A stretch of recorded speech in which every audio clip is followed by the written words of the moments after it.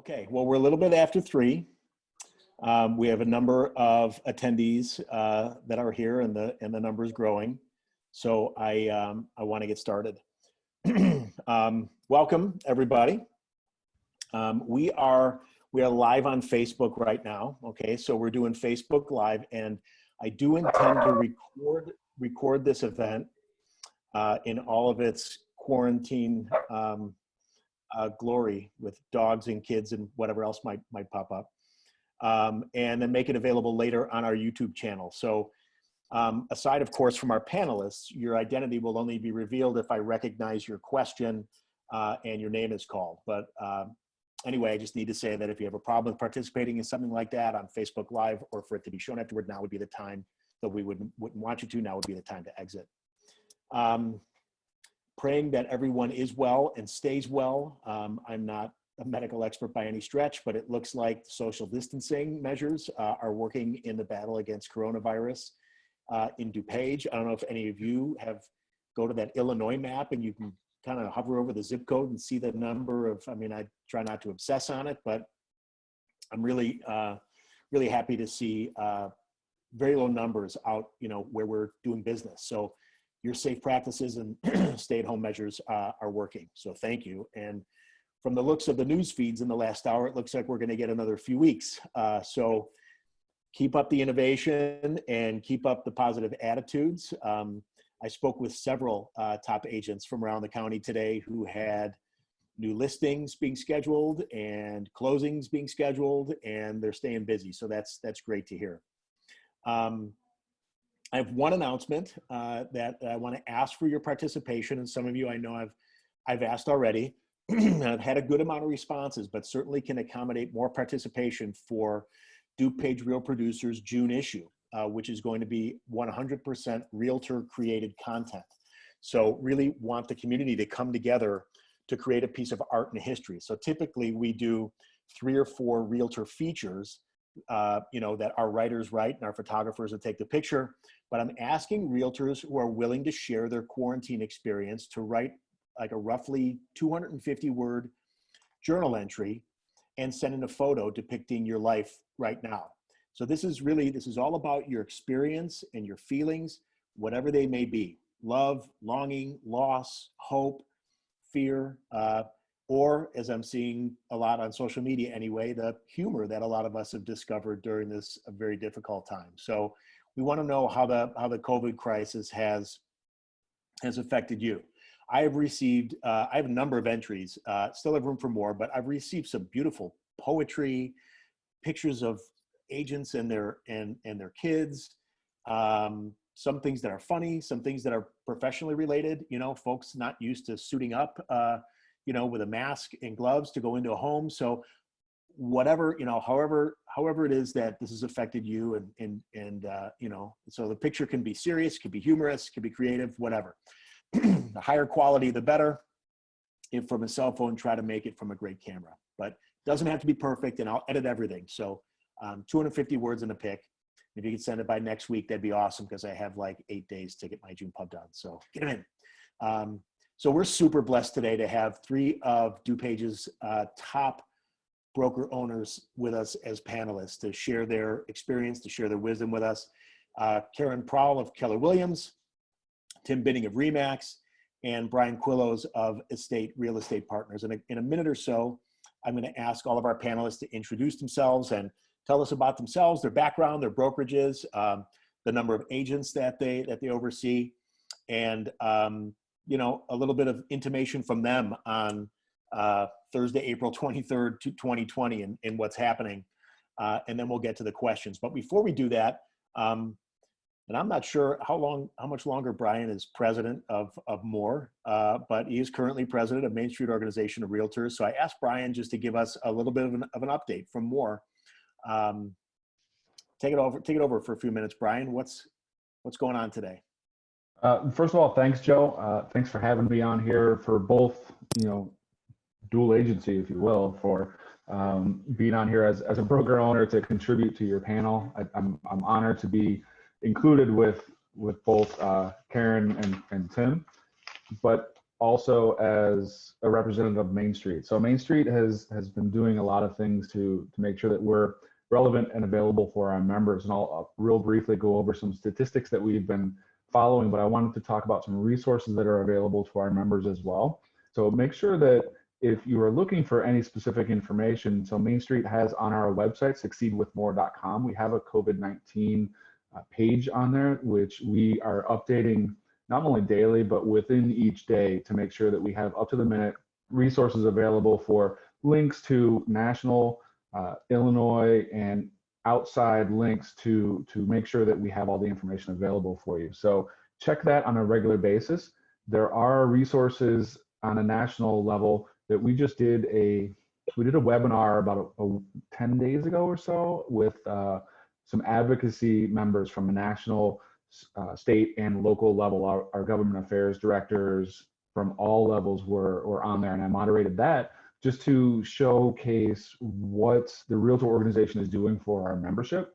And there was some really great content in there. So if any of your listeners or your subscribers have questions or are looking for resources as far as what's going on governmental, the unemployment issue of if they want to get unemployment payment, or if any owners want PPP loans and grants and things like that, it's all there. So make sure you check that out.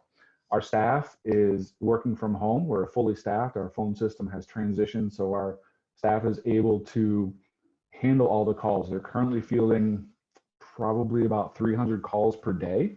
So that's quite a bit. It's up a little bit, as you might expect.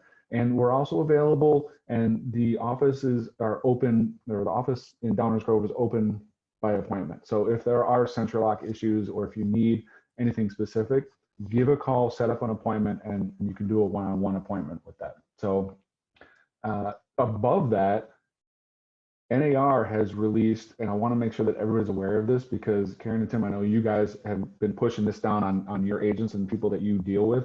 The Right Tools Right Now resource has been released by NAR. So man, what a great time to get some deeply discounted or free designations and CE. So definitely check that out. The Right Tools Right Now on the nar.realtor website. It's a fantastic time to just really educate. I mean, that's what we should be doing right now, right? And we're going to talk about this a little bit when we get into the Q&A, I'm sure, but let's educate ourselves and really get better at what we're doing. So take advantage of that. But as far as stats that we're looking at, our CEO, John Gormley, and myself, we do a monthly video and podcast about where we're at. We pull data from MRED and from our area, and we go over it and we just kind of try to dissect it a little bit and put a little bit of a crystal ball aspect of it and try to see what's going on. We're not always right, but we try to see what's going on. So with the number of single family detached homes sold, these are March stats, by the way. So we're up 2.1% year over year, and the attached homes are up about 2.4%. And our median sales price it's a good number. It's up over 6% from last March to 277,000. So we're seeing positive numbers going into this thing. When we get into our conversations later, we'll talk about what we're expecting coming out of this. But coming into this year, we're seeing some real positive numbers. Our median sales price is up. Our number of homes being sold is up. But when you get into the leading data coming into what happens to a contract and getting to a close, nationwide, we're looking at showings in March dropped over 60%. So probably not a shocking number for our viewers here, because activity has kind of pulled back quite a bit, but over 60% is what we're seeing in a drop in showings. So we're going to see where that is going to lead us, but that's kind of where we're at right now, Joe. Okay, I appreciate that. Hey, do you have any insight as to are a lot of agents taking advantage of the PPP for contractors? Are you getting a lot of inquiries in that? Do you think they're taking advantage of that and applying as much as other small businesses? In my opinion, and Tim and Caryn, you might have a different view of this, but I think most of the agents are looking more towards the unemployment aspect of it and not really considering themselves qualified for the PPP, which, you know, as a 1099, you're an independent contractor, you're a company, right? So you could do that. So I think that's a very big point to put across, especially as we are on the precipice of them releasing 2.0, right? So it's gonna get signed, it's gonna get through. It's just a matter of time. So I don't think a lot of people are doing it. I think they should, though. Okay. All right. Thank you. Thanks so much, Brian. Appreciate that. So not everybody, you know, who's on the webinar right now knows all of you, Caryn and Tim and Brian. So can we start with Caryn for a bit of an introduction, a little bit about you and the office or offices that you manage, the number of agents that you manage, and I don't know, maybe a little bit just about your brokerage in general. Yeah, my name is Caryn Prall. I'm with Keller Williams, and my partner and I operate offices in DuPage County, which is how Joe and I know each other. Glen Ellen, Downers Grove, Naperville, Plainfield, Aurora, going to Elgin, Geneva, and I've been a realtor for 20 years. I'm a daughter and a granddaughter of a realtor. My sister's also a realtor, so it's in my blood. I came from a restaurant background first, and I grew up in the Western DuPage suburbs, and I moved away and came back 4.5 years ago, and it was the best decision I made. We have over 900 agents in our group of family of offices and growing, and we just look forward to getting through this together and elevating the level of professionalism in all realtors. This is a great time to get better. Okay, thank you. Tim? Yeah, thanks, Joe, and thanks for having me. I appreciate it. And hi to Caryn and Brian. It's quite an honor to be on a panel with professionals that like you guys. My name's Tim Binning. I started in real estate in 1991, very young, about 22 years old, had an investment property and really got into it from a standpoint of loved real estate, wanted to do more investing, did really well in sales. And then in 1997, bought my first office in Bloomingdale, which was the RE/MAX. I'm with RE/MAX All Pro, bought the RE/MAX All Pro in Bloomingdale. And in 2005, we bought one in Sugar Grove. And in 2009, which those of you who remember 2009 probably would think I'm crazy, but we bought St. Charles, the St. Charles RE/MAX in 2009. So we have 3 offices. We have 85 agents. Love what I do. We have great staff that work along with and people to work with. I always say, if you don't enjoy going into the office, then that's the time to hang it up. So I still enjoy doing that, getting in and being around people. And so this whole stay-at-home thing is a little bit odd for me, along with, I'm sure, everyone else that's on this panel, as well as everyone that's joining us today. Awesome. Thank you. Thank you. And Brian? Tim, I think you're right. I mean, your highest majority of realtors are people persons, right? So we're high I's. We need interaction. So this is a tough time for us. So yeah, I'm Brian Kwilosz. I am the designated managing broker and owner of Exit Real Estate Partners. We have an office in Downers Grove, which ironically enough, we just moved. We were renovating an office in downtown Downers Grove on Main Street. We purchased a building a few years ago and we've been renovating it. We finally completed our renovation and got our occupancy permit about 8 days before, prior to the stay-at-home order. So it was like, hey, yay, we're open. Okay, everybody go home. So that's what that's our fun time right now. But yeah, we've been in Downers Grove since 2007. I got my license in 2008 actually, and I joined our office with my 2 current partners who had founded the company in 2007. So it's an interesting time. This is not the first time that we've seen a downturn in our industry. So it's really all about adjustment. And that's really what we're trying to push our people through.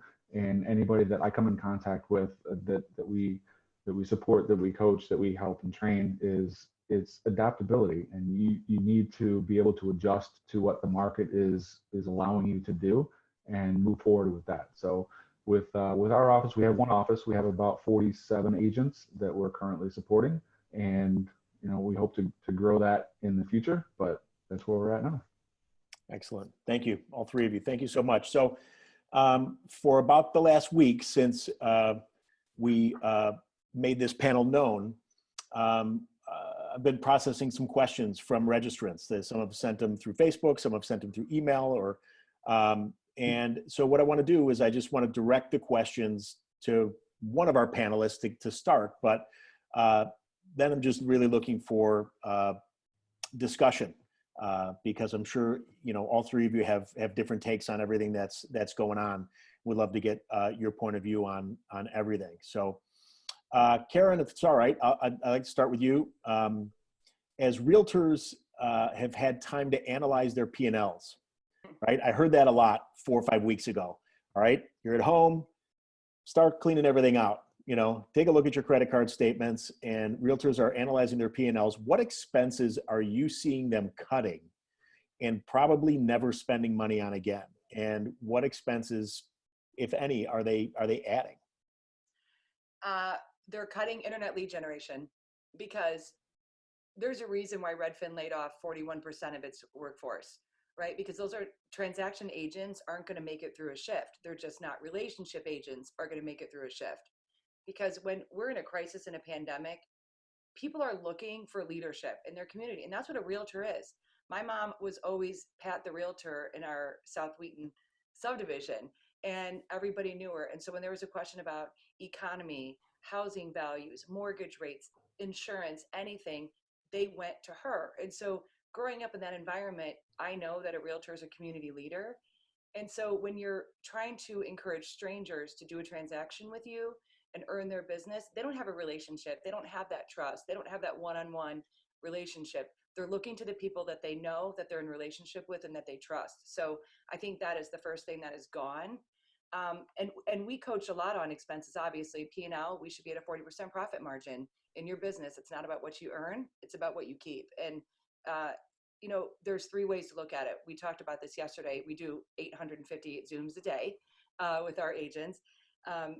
And the first thing is, it's what you need, food and shelter, what you like, and what you can have. And you put everything you're spending in those 3 buckets, and you start cutting off the we can. Because the we cans are your luxuries. It's your cleaning lady. It's XM radio, right? It's Audible. So that's what we talked about yesterday. Is like, oh, I have to cut my XM and my Audible because I'm not driving anywhere. So why am I paying that expense? Am I paying for an alarm system with my house? I trust that my neighborhood's safe. Do I need it? There's so many little expenses that we can cut out, not just in business, but business, it's the way we're doing things. I upgraded my internet at home. I upgraded my Zoom account, right? For a webinar for 500 people, like it costs money. But where I can cut is using third-party vendors that I just realized were on subscription, right? I'm on subscription and I didn't even know where the expenses were going. It's not paying attention. And so dialing that in literally every single day. I spent money on Quicken and QuickBooks, right? Quicken for myself. I have an accountant for my business, but QuickBooks to see where my husband and I can really start cutting expenses. So it's all around, because every dollar you save is a money you can invest right now. And more wealth is earned in a down market than any other time. So every dollar you have earned, right? As soon as this market hit, I bought Netflix stock, right? Because I thought, oh, people are going to be home. People bought Zoom stock. I bought Peloton stock. And so every time I cut an expense, I turned around and invested it in something. That makes sense. Did you buy the right Zoom stock? I know that. Did you hear that? A lot of people. I didn't buy Zoom. I bought Netflix and I bought Peloton and I bought Lululemon, which who knew that? Because I'm thinking, I'm a woman, I'm a female. What am I wearing every day? Lounge wear, right? I mean, business on the top, comfy on the bottom. I call it Zoom mullet.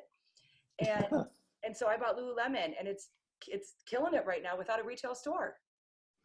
I will say on the heels of that, Caryn, I mean, you nailed it. It's my son, for one of his classes, he's in 8th grade. So they had a project this semester of, they were learning about the stock market and business, right? And him and his partner in his class they were kind of middling, they're down below. As soon as this hit, they sold whatever they had. They put everything 100% into Zoom. They now just won the contest. So they're top in their class. They just bought that one stock. Makes perfect sense. Makes perfect sense. So it sounds like, Caryn, internet lead generation was one of the big, when you're talking about the biggies for a realtor. Tim, anything, that you're advising your agents or that you're finding that your agents are cutting that makes sense to cut?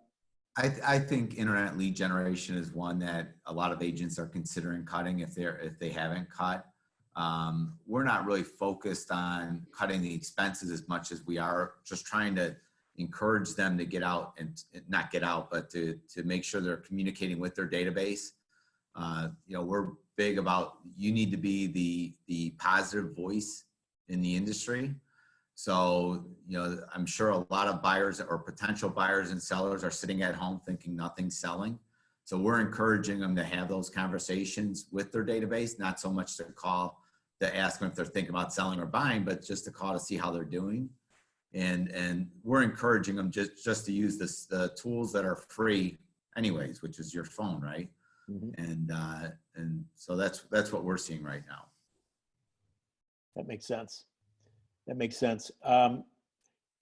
Also, I just want to make sure that everybody who's attending knows that if you have a question, and we've got a number of questions that we want to address, but if you happen to have a question, use the Q&A button, and we'll do our best to get to it. Or if while we're on a topic, you have a question on that topic, keep my eye on it, and we'll address that. And it doesn't matter if you're a realtor or a vendor, anything. It's all game. Okay, next question for Tim, and interested to hear what everybody has to say on this. What's the number one mistake that you see realtors making now, or also in general during a time of crisis? Do I dare say sheltering in place? It's fine to shelter in place, and we all want to respect the rules and make sure that we're being safe, and we all want to stay healthy. But I think there's a difference between sheltering in place and hiding under the bed, right? And so the fear is that agents go home and they watch the news too much, and they let the news control their thoughts. And so I could probably talk for about an hour about how, the importance of the 90-10 rule, right? Like 10% is what happens to us, 90% is how we react. We control. The one thing that no one can control in a human being is their thoughts. And so we decide, each one of us individually decides what we're going to think about that day. And really, I would suggest to start the day thinking about all the things you have to be grateful for. Your family's healthy, your spouse is healthy, your kids, you're in a safe place. You're still in the best country to be in the world. And so think about all the things that we have to be grateful for before you start your day. And it kind of sets the tone maybe for the day. And then think about the things that you can do. And, again, you might not want to be picking up the phone, calling people saying, hey, are you thinking about buying or selling a home now or in the near future? But I do think it makes sense to pick up the phone and say, hi, Joe, this is Tim Binning with RE/MAX, or, John Smith with Exit Realty. I'm just checking in, see how are you doing? How's the family? Are you guys staying healthy? And people appreciate that. People appreciate that a lot. I've actually gotten a couple calls from other business owners that asked how we were doing. And I thought, man, that was really nice of them to reach out. And it was people that I hadn't talked to in a while. And so I think the biggest mistake that agents are making, or some agents are making right now, is they're deciding, in my mind, to be irrelevant. And what I mean by that is if you're at home sheltering in place, but you're not really doing anything to stay in touch with your database, I don't know that people are going to be reaching out to you just by chance. So that's the biggest mistake agents are making, is maybe not staying positive, not staying focused on long-term, and not communicating with their database and asking, checking in, seeing how they're doing. So I'm hearing a couple things. I'm hearing that it's not so much tactical as it is emotional, and just maintaining, strong emotional mindset. Like there's no secret Tim, Caryn, or Brian black book of, it's a crisis, say this and you'll get listings. It's really, and it's not so much about really active business development, but retention and branding and staying in front of your audience. It's proper frame of mind, and then staying in front of your audience. And believe it or not, I think staying in front of your audience will generate business, even in this this time. We, I really do. well, I'm that's hearing what we stories teach. of it. Sorry, I didn't mean to interrupt you, Tim, but No, that's you're what we fine. teach. Mind share now for market share later. I mean, it really is. It's Yeah. communicating, reaching out, touching base. We had a speaker on a national speaker on yesterday for our group, and he said the best script is coming from Adele, and all it is hello, right? That's your only script. I mean, just call and reach out. I had Yeah. vendors reach out to me when this first happens. It was my hair colorist, my blowout girl, and my Botox girl. Those were the first 3 people that called me. So that knew I was a valuable customer. And I was like, awesome. And they've continued to reach out to me. And I was like, they are doing it because now they have my loyalty. Yeah. Those are 3 books of business I do not have. Well, I'm really 64. No, just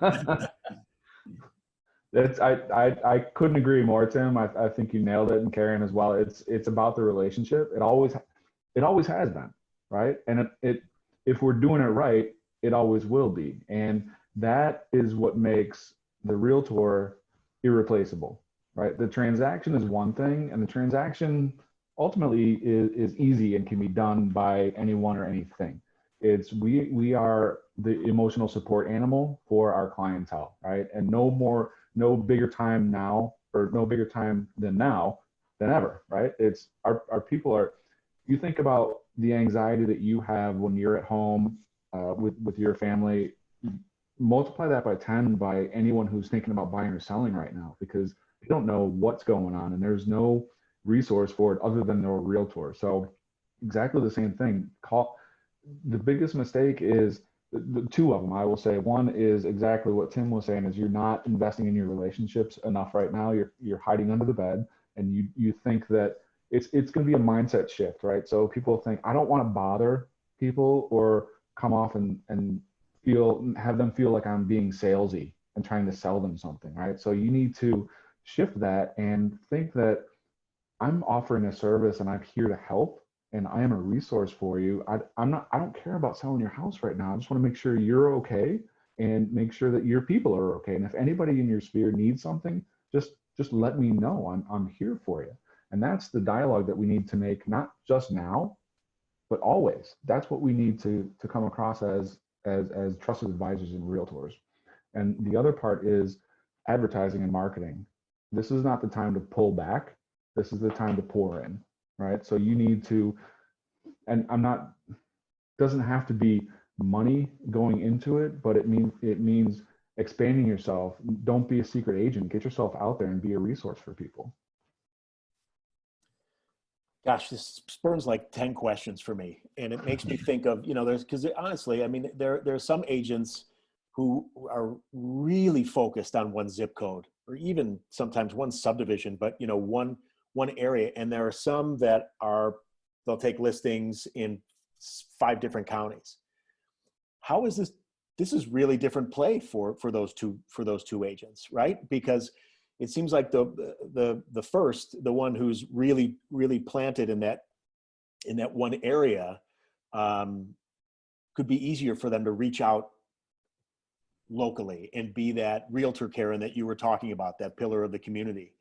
How does that change? Does anybody want to take this, answer this? I mean, how does that change for somebody who's got a much bigger breadth of business? I just talked to Amy Kite today. If you don't know Amy Kite, she's one of our top agents, and I was texting her because she's taken 20 new listings this month.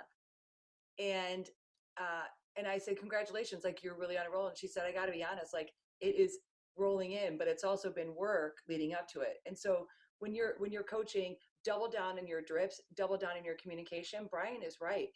Every buyer or seller or person that's interested, or in your sphere right now that's interested in making a transaction, you have to double down in your communication. You call them every day, not every other, right? So everything you're doing, it literally is times 10 or times 500. And so Amy has a team, so she has leverage to reach out to her buyer's agents, and listing specialists are reaching out to their past clients to check in. And I think where a lot of the confusion is a business owner asked me, why is real estate considered essential? Right? Because we are very lucky in Illinois that we are able to transact. We're able to process transactions. Pennsylvania, they can't do anything right now. And so our government and our realtor associations have really fought for us to keep us in business. Well, why are we essential? We move the local economy. Hardware stores, paint stores, mortgage brokers, local banks. Like a realtor affects every piece of a local economy. Taxes, transfer taxes. Cities win when we sell homes, right? And we just keep reinvesting in our hometowns. And so there are ways you can do one to many, or you can do one-to-one communication. You can still achieve one-to-one communication to touch your sphere like you and I are right now, but now there's technology enhanced ways to do it. Mm-hmm. It's still, Brian's right. What we've always done is what we should always be doing. And I think that's true. And I think that also, you know, if you think about it, if people are home, they do have more time to communicate on the phone, and they do have more time to read their mail. So if you are, you know, crazy enough to continue to mail, which we are mailing, I do think your mail pieces are probably getting looked at more now than they have ever been before, right? Yeah, I think you're right, Tim, because I look at my mailbox and there's not as much mail in there every time I go to check it. So if yours is getting through, it's going to get read. Yeah. Makes sense. Makes sense. Okay, next question for Brian, if you could lead off on this one. If the state begins to reopen businesses, all right, so there was speculation on this before the news broke a couple hours ago, and we still don't know what the governor is going to say tomorrow, but, you know, of course, we've got this multi-state coalition, and states are all doing it differently, but some are, you know, doing this gradual or phased reopening. But if the state begins to reopen businesses such as department stores and hair salons within a couple of weeks, do you see that having an effect on the real estate market? A partial opening? So that's cool, man. I appreciate you giving me the crystal ball question. That's nice of you. I told Joe not to ask that question. Don't ask what's going to happen. We don't know. It's I think there's at least two aspects of this that need to be considered, and we're talking commercial and residential. I think it's going to be different, right? And I was just talking to a commercial practitioner, Caryn, I believe it's one of your agents, earlier today, who is anticipating it's going to be at least 2 years minimum before the commercial industry comes out of the bottom from what we're dealing with now. So I think that opening up is going to be the start of that, and then that might start the clock a little bit, but a soft opening, if you will, is going to start that slowly. I don't believe that just opening some retail offices is going to have everybody jumping out and buying houses right away for residential. So what in my opinion, what we're looking at is we had a really strong market, right? So if you've been following what we've been putting out as far as statistics, or I know, you know, my fellow panelists, Caryn and Tim, you guys are following stats because you're in the business. So you know that through this year, we've been climbing up, and we've been having a really, really strong year. I think that what we're dealing with now in our shelter at home order is we've taken the faucet and kind of turned it off to a trickle. When we finally lift that order fully, that's going to go back on, and it's probably going to be coming from a bigger hose. I anticipate it kind of flowing out afterwards, and we're going to catch up, because the economists that we're following are anticipating that we're still going to hit the same numbers at the end of the year that they anticipated hitting from the beginning of the year as far as number of homes sold. So it's going to happen.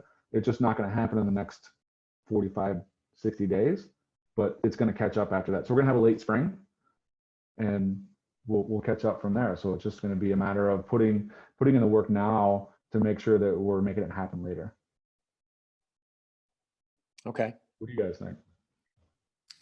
Well, I would ditto what you said. I hope you're right on hitting the numbers.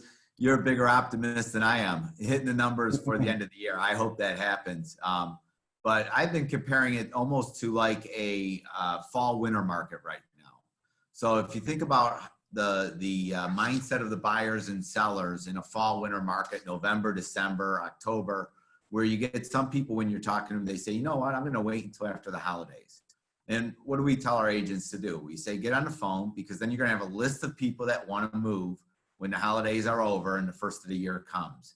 And that's kind of what we're doing now, right? Get on the, and all four of us we're all agreeing, right? Get on the phone, make contact with them. And if someone says, oh gosh, it's kind of odd that you called. I'm not looking to do anything now because I don't want to be outside of my house. But as soon as this is over, I want to sell my house or I want to buy a home. You're going to obviously put them on a list of people to call when the stay-at-home order or whatever we want to call it is lifted, right? And the same thing happens in the fall, winter, where we talk to people and they say, I'm going to wait till after the holidays. When January 1st rolls around, it's not like everyone says, okay, New Year's Day was, or January 2nd, New Year's Day was yesterday, now let's go ahead and do it, right? It's kind of like a slow, the faucet turns on and it gets going more and more. And so I'm thinking that's, I don't have a crystal ball and, but I'm thinking that is possibly the way it's going to work. Stay-at-home order gets lifted, businesses start going back to work, and we start seeing that faucet open up. And then like Brian said, maybe our spring market kicks in the summer, depending on when obviously that clock starts ticking. Well, I agree with both of you. And I would add to that, since we've been tracking housing sales for 30 years or over 30 years, between 4.8 and 5.3 million homes sell every year. In 78, 79, in the savings and loan crisis, interest rates were 18, 19%, and people still bought and sold homes. 4.8 to 5.3 every year. 2001, 9/11 happened. Then we had the crash of 2008. No matter what, the same amount of homes still sell every year. Are things going to be different? Yes. Do we need to be fluid? Yes. Is this forced adaptation in technology? Yes. And when we talk about opportunities that are right in front of us, when an agent loses market share because they're not adapting to what's happening today, because business will never be transacted the same again, right? And that can be great. Appointments that used to take an hour take 15 minutes, right? A lot of us are getting time back because of technology. So technology stands behind us. But my point is that when an agent, if they're not adapting or they're not fluid or they're not learning ways to be adaptable, like Brian started the conversation today, once an agent loses market share in a shift, they never get it back. It is true and it's factual. And that being said, we have 22 million people that have filed for unemployment in the past 4 weeks. Well, the job market just flooded with talent. And today, people are going to look at this and go, I don't ever want to work for a company again. I'm not going to put that destiny in my world. I'm going to look into real estate. I had 65 people on a career webinar last week. Pharmaceutical reps, IT, software sales, restaurant sales, right? Because they're all displaced now and they realize they're going to create it. So if the people aren't fluid and adapting, and if we're not leading them to learn how to do business differently, they are going to get left behind. But the people that are fluid, there's a whole talent pool right behind us that are going to enter the market too.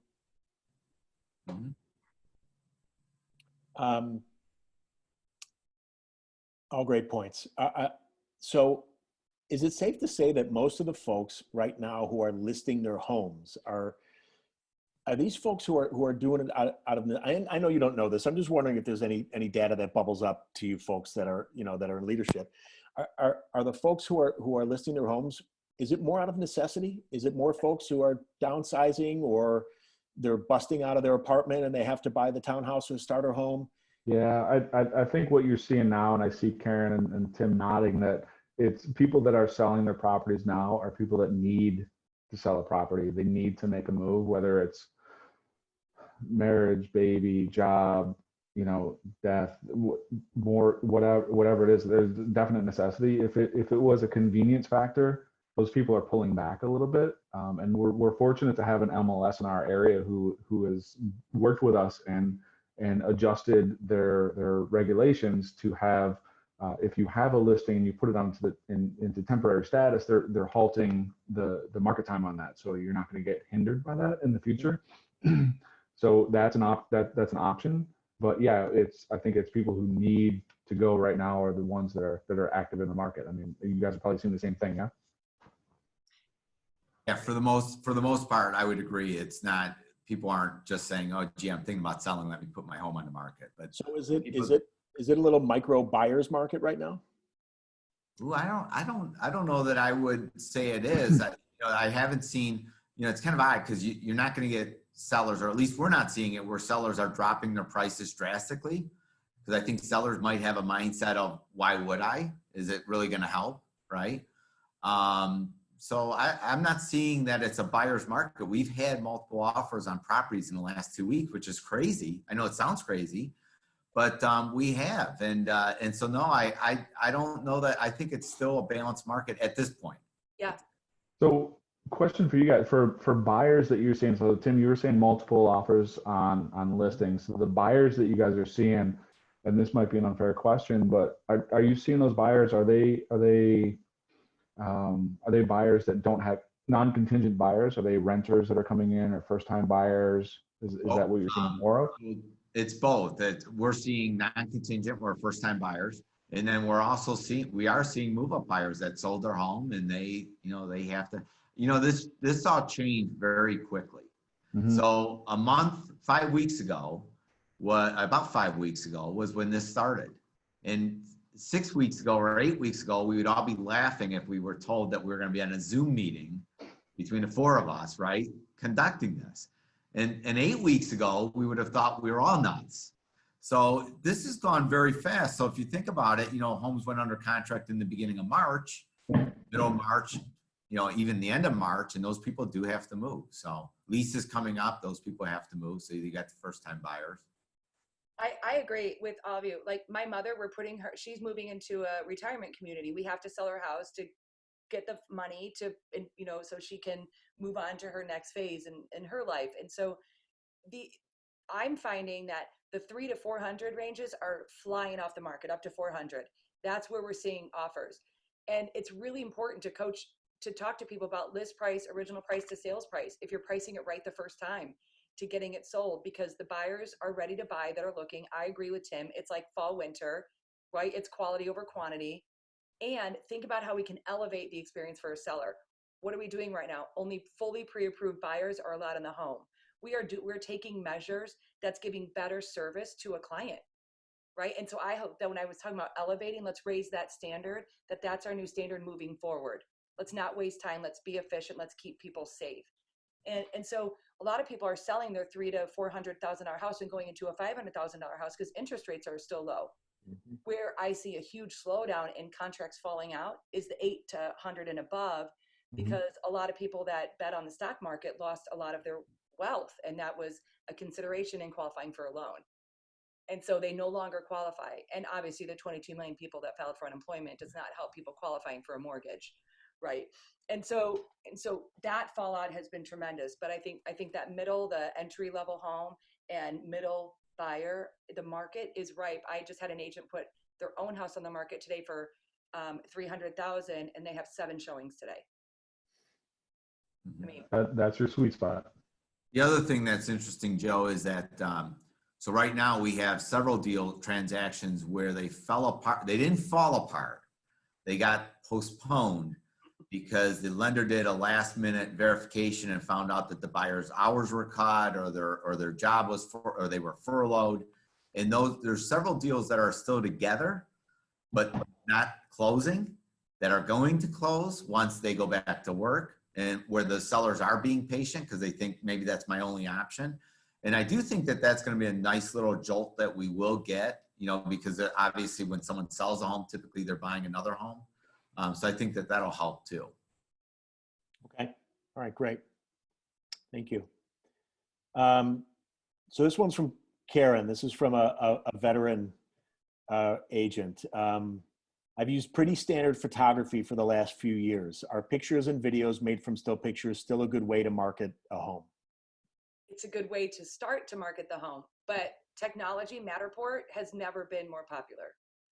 3D visual tours. I had an agent that was really brilliant. She asked the question online: would you prefer, as a viewer, because I think it was Tim that mentioned it, more people are sitting at home, more people are searching on the internet, more people are looking at homes. I mean, it's true. So you have to present your listing in the highest and best possible way.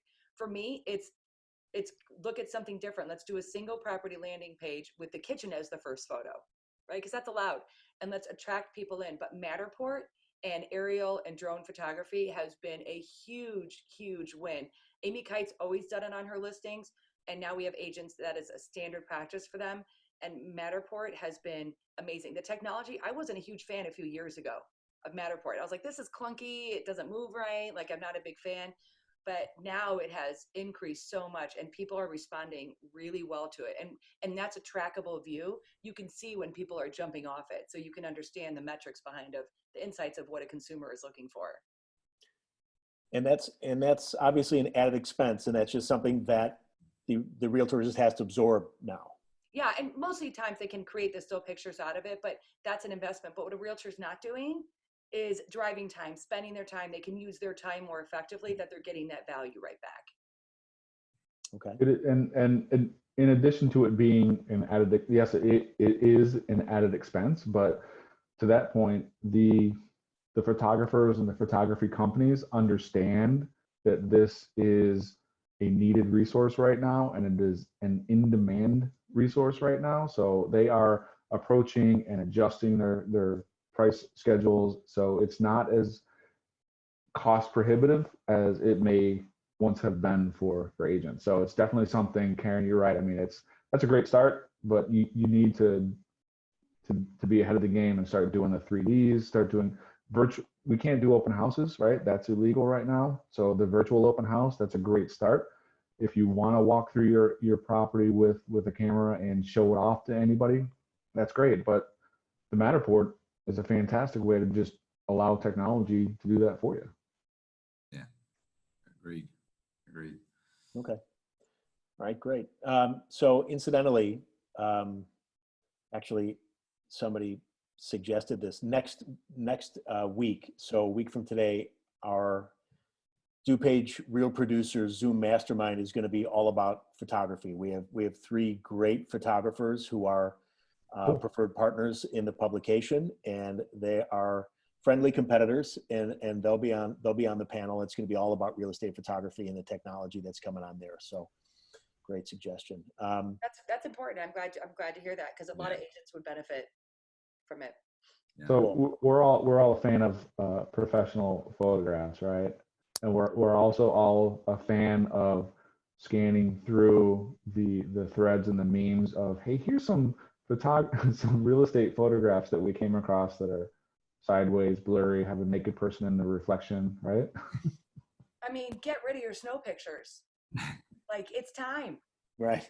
It's important. It's the first thing that the consumer sees, right? So make sure you get the pictures right. Hire somebody to do it. I actually had a older client that was talking with me, and he said, this may change the way realtors conduct their business forever. And he said, quite frankly, he said, I would rather you go look at the homes and send me a video tour of 8 homes. Let me take a look at the videos, and then I'll pick out the 2 that I think I want to see in person and go see those 2. And so I thought that was interesting coming from a client, especially someone from an older generation. You're right. But let's go back to the source of, like, why did open houses start? It was before we had an MLS. I actually have an old MLS book with me right here, because we couldn't see the homes. That's why we had brokers hosted broker tour and open houses, because we didn't have that access. And so I agree with your client. Like, we did that because we didn't see inside, but now we can see inside. So that is something that I think your client is 100% correct. Will never be the same again, that we can show them homes from the comfort of their home that exact way. Like, there's a camera, I don't know if I have it here. It's a Pivo, and it's a camera mount. So get a gimbal, get a camera mount, and you can go through the home vacant and make it look smooth, because cameras 20 years ago and 15 years ago, when people were using their actual camera versus phone and technology cameras today, is far superior than it was. And so even if you have to do a walkthrough with a gimbal or a Pivo that tracks you, it's pretty cool inside the home. And realtors, just tip, don't stand in the middle of the home. If you're going to describe it, go to a corner, please. And so there's technology that can make that happen. But professional photography, I would never do a real estate transaction without it. It just wouldn't happen. Agreed. Okay. Thank you. Last question. Tim, if you could start on this one. Is it tacky to promote successful closings on social media while most people are posting about coronavirus concerns? How can I communicate success and progress while not seeming insensitive? It's tacky if you post it the wrong way. I think that all of us and most people out there in the social media world enjoy hearing something positive. And so I think it's a great idea to take a picture of a home, or a picture that even better, a picture of your clients in front of the home that they just bought, and say, congratulations to the Johnson family. We wish them the best in their new home. And I hope, during this time of crisis, it's so nice to bring a little bit of joy to a family in the area. And if you post something like that where you're recognizing what's going on, but also, in other words, like almost like the feel, felt, found, right? Like, I know how everyone feels. We're all supposed to be miserable right now. I understand that. But what I found is that, I felt the same way, but what I found is that there is joy out there. And here's a family that's experiencing joy of owning their first home. And I think people love, I know not only do I think it's right, I think we need more of it. I think people love it. And I think it makes you look like, again, a positive force in the area, as far as just bringing some normalcy to our daily lives. So I encourage it. I would say, not only do I not think it's tacky, I would encourage it. I would just encourage that you do it the right way. Looks like you guys concur. Let me ask something that maybe and if it's a taboo question, just give me one of these. All right. But earlier we were talking about the other side of social media. Okay. Because you have some agents that are they haven't posted anything since 2017. And some are out there with lots of stuff, basically living out their life on social media. Are there any boundaries on that? I mean, have you ever, as a managing broker, had to say, Ms. Agent, Mr. Agent, I wouldn't go that far there. I think you better be careful with what you're posting, or the videos, or, how provocative is too provocative? Politics. No. Thank you. No politics, no religion. Yeah. And for me, it's no boobs, butts, or bellies. Yeah. Well, there's two schools of thought on that, though, right? I mean, there's be your authentic self 100% of the time. And I'll give you two examples of that. And one is probably two agents we all know, which is Lee Brown and Sam Powell. There are no boundaries. Everything is out there. And that works for them. Right. So and Lee has come out and done webinars and talked and spoken. And I've had conversations with her about how she's been told to hold back on the politics and what her thoughts are, but that's who I am. That's who I'm going to be. Personally, that works for her. I think for most agents, I agree with Caryn and Tim. You are really, unless you're very, very well established and have a clientele base that is following you and are going to work with you no matter what, politics it's not a good thing. It's very polarizing, especially right now. So jumping on that right now is a dangerous thing, because what we're here for is not necessarily opinions. What we're here for is information, and what we're here for is support. What we're here for is guiding our people and our clients for what they need. So you're going to get different answers for whomever you ask, but I think that probably 80-90% of the people are going to say, especially managing brokers and owners, are going to say no. No politics, no. What was your thing, Caryn? I mean, listen, you can be authentic. It's all B's, right? Not offensive. Boobs, butts, or bellies. Boobs, butts, and bellies. I don't want to see it. And so you can be authentic and still be, professional. And I think, like, I just talked about Botox on here, right? So that's pretty authentic. I put it out there. But there's a way to present yourself that is not turning off, politically speaking, turning off 50% of your audience before they even meet you in person. Right. More judgmental. Social media, when you put yourself on social media, you are allowing permission to be judged, good, bad, or indifferent. And so it's, what do you want people to see? How do you want people to get to know you? And I've met with agents. I've met agents, obviously, at other companies at every event. And they're like, oh my God, you're exactly like you are on Facebook. Well, right. That's what I choose to be. But it's when it doesn't match, the social media isn't matching what's really happening. That's inauthenticity, Brian. And I agree with you. Then that doesn't add up, and you're not going to gain an audience. Sam has an awesome following because of who she is. Right. But she's not controversial. She's just being, right? No, So if you right. just be, it's, I think where you, Joe, where you will see the difficulty is raising controversy. So being so opinionated that you are alienating any other opinion coming into the conversation, right? And vendors do it too. I see attorneys do it, and I'm thinking, what are you doing? And I see, these people that are just making statements to create drama and Yeah, I know that attorney. attention. It's awful.